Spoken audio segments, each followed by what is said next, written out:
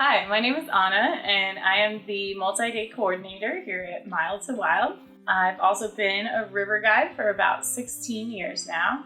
And today I'm going to show you how to pack and prepare for your multi-day rafting trip. So here we have a few items that you might want to bring with you. The first thing I'm going to talk about is what goes into your day bag, which is this smaller dry bag. And this bag will be accessible to you on the raft throughout the day. So some things that you might want to consider putting in there would be something like your sunscreen. You probably want to have some good layers for the day. So depending on if you're on a warm weather trip or a cold weather trip, you might have some sun layers like a hat or a sun shirt to protect you from the sun. Or you also might want to put some warmer layers in, like some polypro, merino wool, or a warm hat. Another thing that's very important to keep with you in your day bag is any kind of medications that you might need access to. You don't want these buried in the larger bag on the gear boat.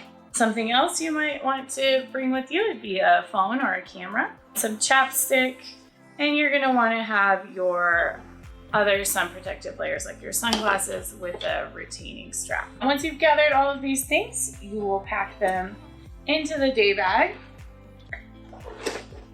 And you want to be sure to close this properly so that it stays waterproof on the river. So what you do is just kind of fold it down, squish the air out, and then you want to get at least 3 tight rolls in the top and then clip the buckle.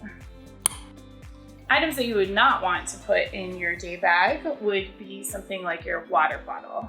This you want to keep outside to prevent it from spilling on your other things. And any kind of valuables, such as your car keys, you want to leave behind in our office. So next I'm going to talk to you about packing your overnight bag. These larger dry bags are going to be stowed on our gear boat and tightly strapped down. So you don't want to put anything in this bag that you want accessible during the day. These bags will not be available until we get to camp for the evening.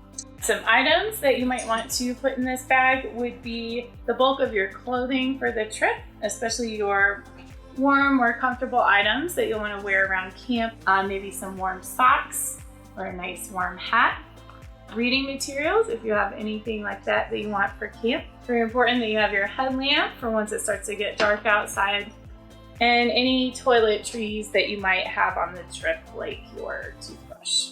Also in this bag, this is where you're going to want to pack your sleeping bag, pillow, items for the night, as well as your tent if you're not renting one from us. If you are renting a tent or a sleeping pad from us, just ask your guides where those are located and we'll get those for you as soon as we get to camp.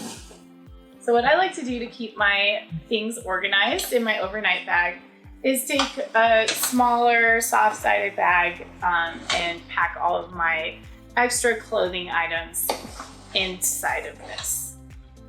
So now that you've organized your items into some bags, I'm going to show you how to pack them in your larger overnight dry bag. I like to pack bigger items at the bottom, so your sleeping bag and your tent is usually what I put in there first.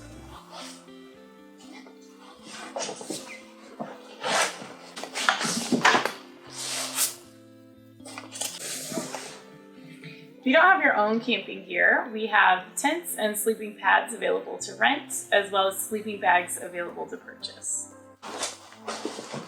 And you want to make sure to get these all the way to the bottom of the bag. Next, I pack my clothes.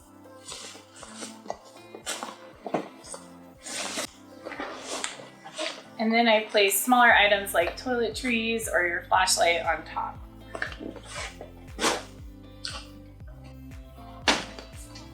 All right, next I'm going to show you how to close your dry bag so that it stays waterproof when it's on the raft during the day. Just like the day bag, you want to hold the top down and squish out any extra air. And then you want to get at least 3 tight rolls at the top of the bag. And roll it all the way down to where the bulk of your stuff is. Then you take the buckles and clip them down on the sides and tighten the straps. And some of the bags have additional clips that might go over the top.